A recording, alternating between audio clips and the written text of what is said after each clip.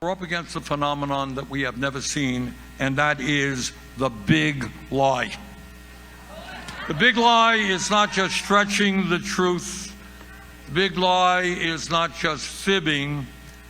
The big lie is creating a parallel universe.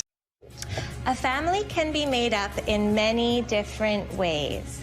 It's called SOGI, for Sexual Orientation and Gender Identification, a curriculum that teaches public school students across Canada to celebrate the homosexual lifestyle and that gender is fluid. In other words, your gender is not dependent on what parts you were born with, but rather what you feel like in the moment. The BC Teachers Federation is the one that is bringing in the SOGI curriculum, which is the sexual orientation, gender identity. If you go onto their website, they have the laid out teacher curriculum right from elementary to high school, and it is a sexualized grooming curriculum. There's nothing in it that embraces inclusion, diversity. It's all about embracing this one LGBTQ community. So that is the agenda that the BCTF is pushing. I believe they are connected to the human rights. Human rights is also protecting them. So it makes it really hard to get this out of schools because of human rights. We're supposed to embrace this.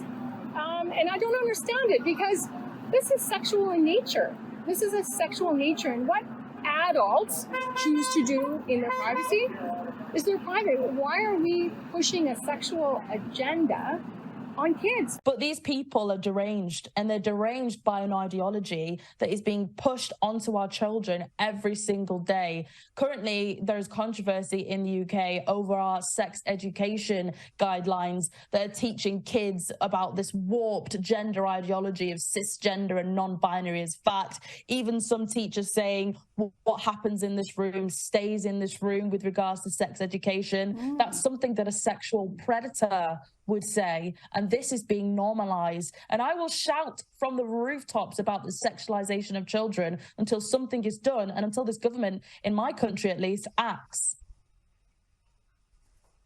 Absolutely. And there was a disturbing report from the Telegraph on what you just talked about, the sort of lessons children are getting about 100 genders and gender being fluid, and even some primary school kids that young being told all about masturbation and taught about masturbation, which is, again, why.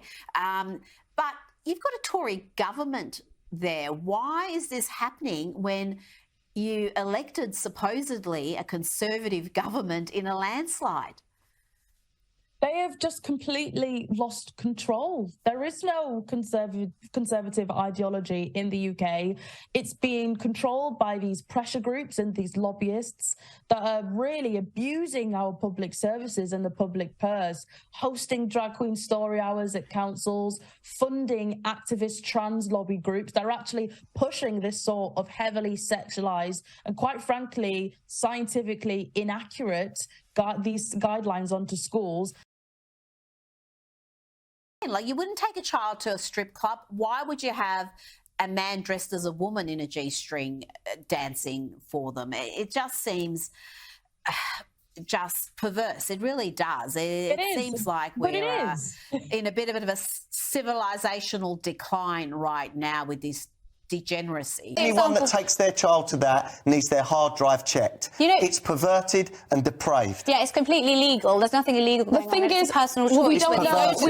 Actually, in your opinion, we don't know actually if it's completely legal because there are some real safeguarding concerns in those environments. Now, sorry to interrupt you, but this is what we're looking at now. So it's a man upside down with a leopard print thong on, which you might see on the beach. Bum out. I'm pretty sure we'll see something. A beach and that is not comparable. Don't be so ridiculous. How is it not comparable? Toddlers, though. Number one, they're paid. What are you scared of? What do you think is going to happen to these babies? Number one, their parents have paid to be there. And number two, they are interacting and in close proximity to children. Because our kids are being actively groomed by these activists and these lobbyists that, quite frankly, are out of touch with reality. What you're doing in the school right now to our children is harming them. And it's not okay, and that's why we are... I'm a parent, I have 2 children, and I am against everything that is going on in the school system right now. In my kid's school, there is a teacher that identifies as a cat and requested a litter box to the school. How come parents are not informed what's going on within their within their schools, right? They're there 8 hours a day. They basically live at school and visit home. Why is it that as a parent, I don't have a right towards my children anymore? You start trying to convince kids that they don't know what gender they are, or they're born in the wrong body at 2, 3, 4, 5, 6, 7, 8, 9, 10 years old. That's child abuse. All right? Gender affirming care, wherein you only tell somebody they can be whatever they want to be, regardless of their biology at a young age, that is child abuse. It's happening in the UK. It's happening in the US. The ridiculousness is the BBC teaching kids there are 100 genders. There aren't. It is absurd. I just want to say, wake up before it's too late. When they indoctrinate your children at a very young age, it's hard for the children to know the difference between what's right and what's wrong. And always remember, we are in charge of our kids. We are responsible for our kids. We make the final calls. We make the final decisions. The worst part of this is that if your daughter does transition at school, current policies will ensure that you are kept in the dark about her new name, pronouns, and her current state of mental health. We have a duty to fight back against this. Our children are depending on us.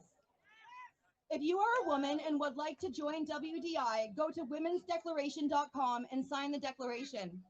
It's just, of course, they are polluting the minds of the kids before they reach an age to take a decision themselves, right? So this is not fair.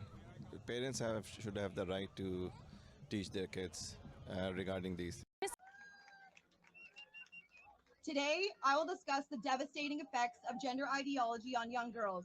For starters, current self-ID laws in Canada allow any man to declare that they are a woman and instantly enter women's spaces. These spaces include women's shelters, prisons, rape crisis centers, public change rooms and washrooms, and yes, school change rooms and washrooms. Another major issue that is affecting our girls is the fact that they're now being made to compete against male students in sports.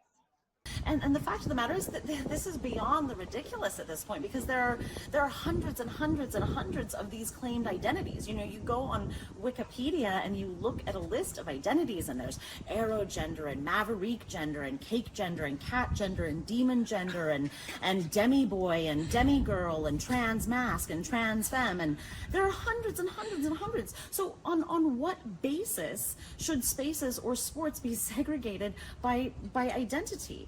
Spaces and sports are segregated by bodies because bodies matter. Sex matters when it comes to safeguarding, and to deny the embodied sex-based differences of men and women, that is sexism. To deny that we have these physical differences that are meaningful, that is sexism.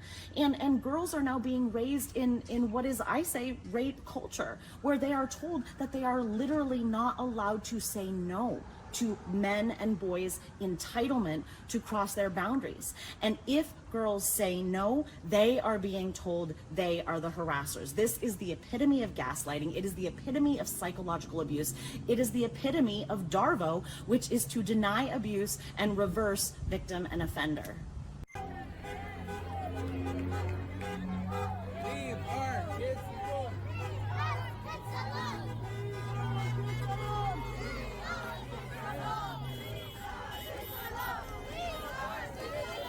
Dear leftists, we are having this very important debate on children's rights, and I'd like to know if you are aware of the greatest threat to our children now. You are. Your sick leftist ideology, gender transition, so-called sex identification. You are the threat. When I was a kid, I thought that I'm a pirate. Thank God my parents did not let me cut off my arm or poke out my eye. What you're doing, what your promotion and your ideology does to the children is, let's cut off your genitals. Now we're gonna pretend that you're a girl. That is why I'm gonna fight your sick leftist ideology. I'm gonna fight for the right of our children. I'm gonna defeat you, and I'm gonna make sure that your sick leftist ideology is gone forever. So help me God. I just want to say, wake up before it's too late. When they indoctrinate your children at a very young age, it's hard for the children to know the difference between what's right and what's wrong. We're up against a phenomenon that we have never seen, and that is the big lie. The big lie is not just stretching the truth. The big lie is not just fibbing. The big lie is creating a parallel universe. The proposed legislation does two things, and I will go through them. Firstly, it enables the Attorney General to create a 2S LGBTQI+ community safety zone to prohibit within 100 meters of the property any homophobic, transphobic act of intimidation, threat, offensive threats, offensive remarks, protest, disturbance, and distribution of hate propaganda within the meaning of the criminal code. It also comes with it a penalty of $25,000 if prosecuted successfully. The problem is that you have to either conform to what exactly they're saying, or you have to be on the other side, and you can't find any middle ground whatsoever. You're gonna give me my fucking money back. Excuse me, sir. There's a young man in here and you're watching out. Excuse me, it's ma'am. It is ma'am. I can call the police if you'd like me to. You need to settle down. You need to settle down and mind your business, okay? Ma'am, once again, ma'am. I said both of you. No, you said sir. Once again, it's ma'am. I actually said both of you guys. It was general. Right beforehand, you fucking said sir. Sir? Okay. Motherfucker, take it outside. If you want to call me sir again, I will show you a fucking sir. I apologize. Motherfucker. I apologize now.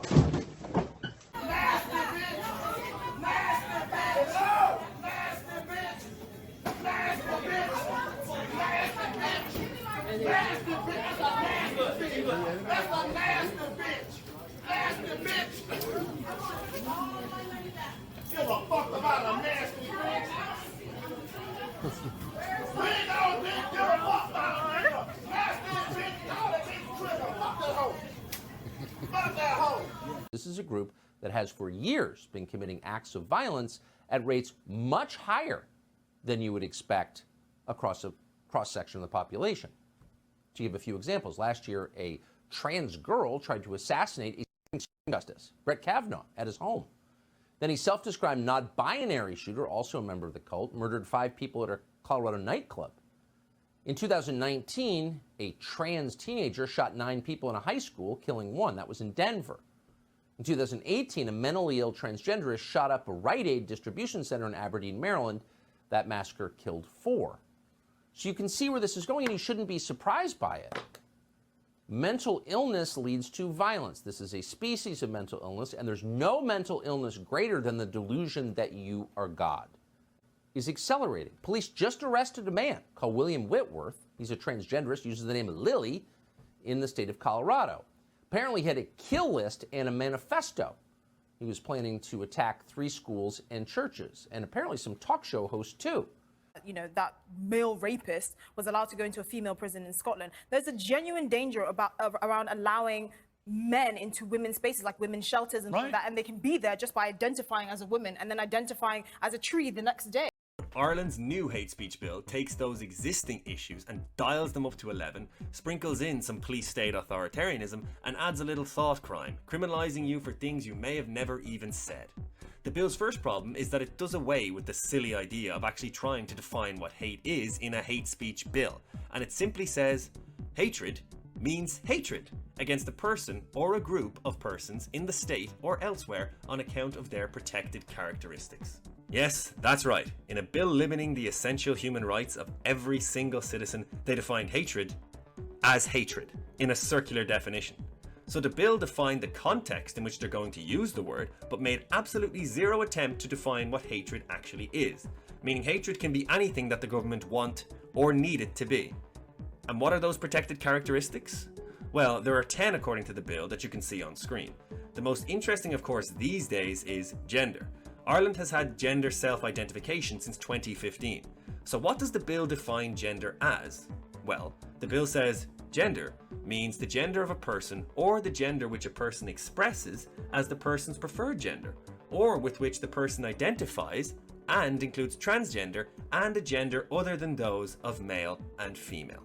So gender is entirely subjective, based on your own identification, has nothing to do with your biology, and there is absolutely zero limits or barriers to what gender you can be or how many genders there are. So in theory, someone could identify as a pigeon, and if you commented on how ridiculous that is and how you think it's insanity, you could be charged with a hate crime with up to 5 years in jail according to the bill. And this isn't even the section that caused the bill to get international condemnation from the likes of Elon Musk, Jordan Peterson, Donald Trump Jr. and other free speech advocates.